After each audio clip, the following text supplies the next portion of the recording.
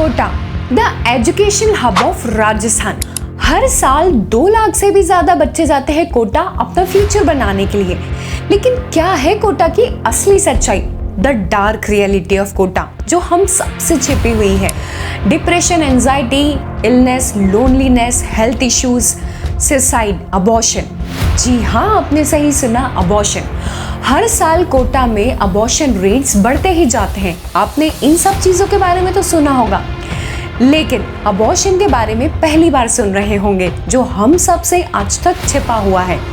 ऐसा ही एक केस, 16 साल की एक मध्य प्रदेश की लड़की जो कोटा नीट की प्रिपरेशन करने के लिए जाती है, वो 16 साल की उम्र में एक बच्चे को जन्म देती है। एक और ऐसा ही केस जहां पर एक मेल स्टूडेंट सुसाइड कर लेता है।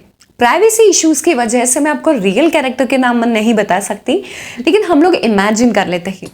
लड़के का नाम अर्जुन और लड़की का नाम साक्षी। अर्जुन, जिसके परसेंटेज 12th में 94% होते हैं, और वो कोचिंग ज्वाइन करने के 3 महीने बाद ही सुसाइड कर लेता है। पढ़ने में वो लड़का काफी अच्छा है। उसने सुसाइड क्यों किया? अर्जुन ने सुसाइड किस लिए किया, ये किसी को नहीं पता। कोटा में अगर कोई भी बच्चा सुसाइड कर लेता है तो किसी को किसी से कोई मतलब नहीं होता। हम बस लोग इमेजिन कर लेते हैं कि प्रेशर बहुत होगा, इस वजह से बच्चे ने सुसाइड कर लिया। लेकिन अर्जुन के पापा ने इन्वेस्टिगेशन जारी रखी, तो इन्वेस्टिगेशन में पता चला कि अर्जुन एक लड़के के साथ, यानी कि साक्षी के साथ संबंध में था, रिलेशनशिप में था, और साक्षी वहां पर नीट की प्रिपरेशन करती थी।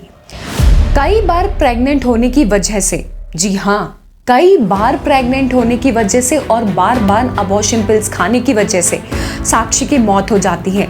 साक्षी की मौत होने के 15 दिन बाद ही अर्जुन भी सुसाइड कर लेता है, क्योंकि अर्जुन, साक्षी की मौत का जिम्मेदार अर्जुन खुद अपने आप को समझता है, इसलिए अर्जुन भी सुसाइड कर लेता है। ये तो मैंने आपको 1 और 2 केसेस बताए, लेकिन ऐसे कई हजारों केसेस हैं जिनके बारे में हमें बिल्कुल भी नहीं पता है। कोटा में बच्चों पर डिप्रेशन लेवल हद पार होता है। हैदराबाद, चंडीगढ़, दिल्ली, जयपुर, भिलाई, राउरकेला, वाइजैक, पटना, पुणे, कोचिन, बेंगलोर, जबलपुर, हिसार, बठिंडा और दुबई तक ना जाने कितने शहरों में कितने E3 चल रहे हैं। अब जब A1 वालों की सिलेक्शन की 100% श्योरिटी नहीं है, तो तेरे पैर तो पानी में भी नहीं दिख रहे हैं। IIT में जरूर 5 में से 1 बंदा कोटा से होता होगा, लेकिन कोटा में 50 में से 1 ही है जो IIT जा पाता है। मुझे नहीं करना ये IIT फाईआईटी, कोई और इंजीनियरिंग एंट्रेंस कर लूंगा, ये सब नहीं होगा मुझसे। नहीं नहीं नहीं नहीं नहीं नहीं नहीं ब्रो, मेरे फंडे क्लियर है, मुझे इन सब चक्करों में नहीं पड़ना है। कौन से चक्कर? ये सब डिस्कशन, IIT क्यों करना है, ऐसा क्या है IIT में? तो क्यों करना है IIT, ऐसा क्या है IIT में, और क्यों डिस्कस नहीं करना है? कोटा में बच्चों पर डिप्रेशन लेवल हद पार होता है, यानी कि हर 10 में से 4 बच्चा डिप्रेशन का शिकार है। अगर हम लोग एवरेज इंडियन रेट देखें तो 100% में से 7.5% लोग डिप्रेशन का शिकार हैं, लेकिन कोटा में 40% लोग डिप्रेशन का शिकार है। कोटा में बच्चों पर इतना प्रेशर होता है कि बस पूछो ही मत। पहली बात तो घर वालों की उम्मीदें जुड़ी होती हैं, और दूसरी बात आस पड़ोस और रिश्तेदार सभी को यही पता होता है कि लड़का या लड़की नीट या IIT की प्रिपरेशन करने गया है। अगर बच्चे को कम मार्क्स आए तो वो चाहकर भी किसी से तो छोड़ो, स्पेशली अपने घर वालों से तो कभी डिस्कस नहीं कर सकता, क्योंकि घर वालों की उम्मीदें ही इतनी जुड़ी होती हैं। सबसे पहली बात तो कोचिंग इंस्टीट्यूट्स की वहाँ पर फीस ही इतनी होती है, 2-2, 3-3, 2.5 लाख। अगर कोई अफोर्डेबल है तो ठीक है, अगर कोई अफोर्ड नहीं कर सकता तो अपना घर गिरवी रखकर, अपना घर बेचकर, अपनी ज़मीन बेचकर बच्चों की फीस पे करता है। तो आप खुद सोच सकते हैं कि उस बच्चे के ऊपर कितना प्रेशर होगा और घर वालों की किस हद तक उम्मीदें जुड़ी होंगी। प्रेशर की वजह से बच्चा anxiety, depression, illness, addiction, abortion और भी कई सारे तरह के गलत एडिक्शन का शिकार हो जाता है, और जिस वजह से फिर आखिर में वो सुसाइड करने का फैसला कर लेता है।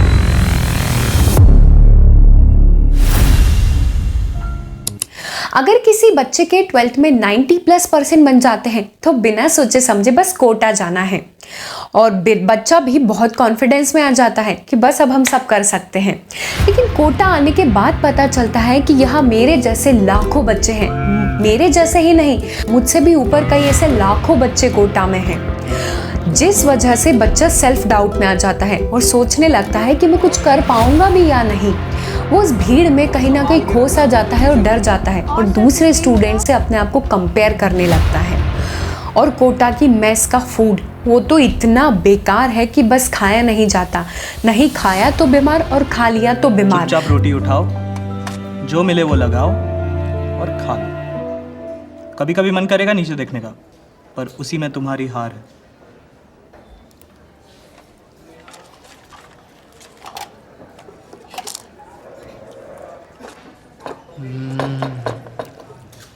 आज तो और भी स्वादिष्ट लग रहा है।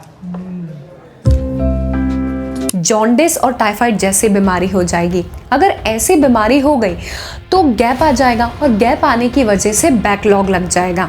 और अगर बैकलॉग लग गई तो बैकलॉग तो वहाँ पर एक श्राप की तरह है। और आईआईटी में एक दिन में इतना पढ़ा दिया जाता है कि जिसे एक दिन में कंप्लीट करना ही बहुत मुश्किल होता है। तो आप इमेजिन कर सकते हैं कि 3 या 4 दिन या 15 दिन का गैप लेने के बाद कितना बैकलॉग लग जाएगा और उसके बाद उस बच्चे पर कितना प्रेशर आ जाएगा, जिसकी वजह से वो डिप्रेशन में चले जाता है और उसे मेंटल इश्यूज हो जाते हैं। नहीं होता यार मुझसे, नहीं कर पाता मैं कंसंट्रेट, नहीं बैठ पाता तुम लोगों की तरह 6-6 घंटे। तो क्या करूं मीना, बता मुझे, मैं क्या करूं? बता, कूद जाऊं, लटक जाऊं, भाग जाऊं? वापस भी नहीं जा सकता यार। लोग कहेंगे कि क्या हुआ, आईआईटी करने गए थे, नहीं हुआ सिलेक्शन आईआईटी में। तुझे देखता हूं ना मीना तो शर्म आती है मुझे, शर्म आती है कि तू कहां से आके क्या क्या कर रहा है। और मेरे पास तो सब कुछ है यार, सब कुछ होने के बावजूद मैं कुछ कर ही नहीं पा रहा हूं, कुछ हो ही नहीं रहा है मुझसे। कोटा में 15 से 20 लाख बच्चे होते हैं और सिलेक्शन कितने का होता है? सिर्फ 15 से 16 हजार बच्चों का। तो सबसे पहले तो बच्चा सेल्फ डाउट में आ जाता है कि मैं कुछ कर पाऊंगा या नहीं। और कोटा की कोचिंग्स की सबसे खराब और सबसे बुरी बात कि कोटा में कुछ 10 बैचेस होती हैं और हर बैच में कुल कुछ नंबर्स ऑफ स्टूडेंट्स होते हैं, जैसे कि A1, A2, A3, A9 और A10 तक बैचेस होती हैं। A1 वाले बच्चों को अलग फैकल्टीज मिलती है, उन्हें अलग तरह से ट्रीट किया जाता है क्योंकि रैंकर्स तो वहीं से निकलने हैं। और A9 वाले और A10 वाले बच्चों को A1 बैच वाले बच्चों के कंपैरिजन में बिल्कुल अलग तरह से ट्रीट किया जाता है। अब आप लोग सोच रहे होंगे कि इसमें गलत क्या है, जो काबिल होगा वो A1 बैच तक तो पहुंच ही जाएगा। लेकिन अरे काबिल हर एक स्टूडेंट होता है। बात सिर्फ इतनी सी होती है, किसी को लेट समझ में आता है तो किसी को जल्दी समझ में आता है। तो इसका मतलब ये नहीं हो जाता कि आप ज्ञान देने में भेदभाव शुरू कर देंगे। बेचारे A9 और A10 वाले बच्चे तो सिर्फ कोचिंग्स में पैसा भरते हैं, उन्हें कोचिंग वालों को बच्चों से कोई मतलब नहीं है और कोचिंग वालों को A1 बैच वालों बच्चों से भी कोई मतलब नहीं है। आप लोग सिर्फ रैंक लगाओ, नाम कमाओ, बाद में भाड़ में जाओ। उनको किसी से कोई मतलब नहीं होता। वहाँ पर कोचिंग्स एजुकेशन नहीं प्रोवाइड कर रही है बल्कि बिजनेस कर रही है। एक बच्चा जिसने रैंक लगाई होगी, आप उसकी फोटो 10 इंस्टीट्यूट्स में देख लेंगे, तो क्या उसने 10 इंस्टीट्यूट से पढ़ाई की होगी?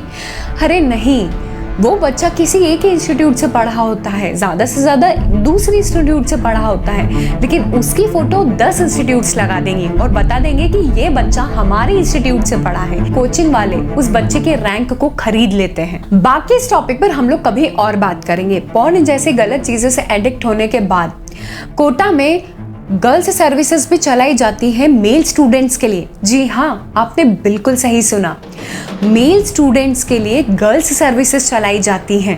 और ऐसी गलत चीज़ों से एडिक्ट होने के बाद स्टूडेंट के माइंड में गलत गलत थॉट्स आने लगते हैं, जैसे कि सुसाइडल थॉट्स, आत्महत्या करने के विचार आने लगते हैं। और जो बच्चा अपने घर से IIT एम्स के सपने लेकर जाता है, उसके सपने वहीं खत्म हो जाते हैं। अगर आप कोटा रहते हैं या कोटा जाने की सोच रहे हैं तो इस वीडियो को देखकर बिल्कुल भी डरिए मत। मैं ये कहूँगी कि जितना ज़्यादा हो सके आप उतना ज़्यादा उन चीज़ों से दूर रहने की कोशिश कीजिए। अगर आपके माइंड में कोई भी गलत थॉट्स आते हैं या सुसाइडल थॉट्स आते हैं तो अपने पेरेंट्स से डिस्कस कीजिए, अपनी काउंसलिंग करवाइए।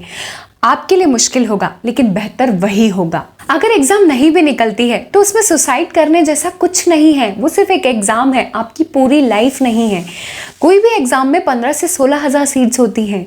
हर बच्चा क्वालिफाई नहीं करता। जो बच्चे लाखों करोड़ों जो एग्जाम को क्वालिफाई नहीं करते, IIT एम्स में नहीं जाते, वो भी अपनी लाइफ में बहुत कुछ कर चुके होते हैं।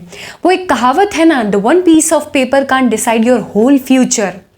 एक कागज का टुकड़ा अपनी पूरी जिंदगी को नहीं डिसाइड कर सकता, वो बिल्कुल सच है। एग्जाम को एक एग्जाम की तरह लेना सीखिए, एग्जाम को एक एग्जाम की तरह लीजिए। बाकी आपको कोई भी प्रॉब्लम आती है, किसी भी तरह के गलत थॉट्स आते हैं, कोई भी प्रेशर है, तो सबसे पहले अपने पेरेंट्स से डिस्कस कीजिए। तो फ्रेंड्स, आज के लिए बस इतना ही। नेक्स्ट वीडियो किस टॉपिक पर चाहिए कमेंट सेक्शन में जरूर कमेंट करके बताइएगा। मेरे इंस्टाग्राम पेज को फॉलो कीजिए, मैंने डिस्क्रिप्शन में लिंक दे रखी है। मिलते हैं नेक्स्ट वीडियो में, तब तक के लिए stay healthy and keep smiling.